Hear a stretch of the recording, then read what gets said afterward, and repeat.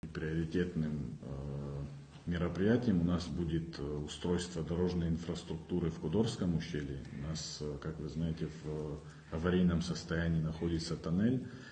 В 2023 году были привлечены российские проектировщики, была подготовлена проектно-сметная документация по капитальному ремонту тоннеля и моста в Кудорском ущелье. Реализацию этого мероприятия мы начнем в текущем году. Он будет разбит у нас на 3 года. В первую очередь будет подготовлена работа для того, чтобы приступить к ремонту тоннеля. Для этого необходимо будет бетонный узел организовать на месте в селе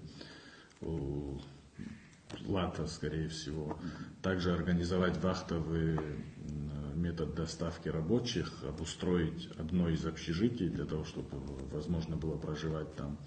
И полностью начать проводить работы по укреплению свода тоннеля, так как там уже очень серьезные обвалы, и это очень важный момент. Альтернативной дороги у нас в Кудорское ущелье, к сожалению, нет.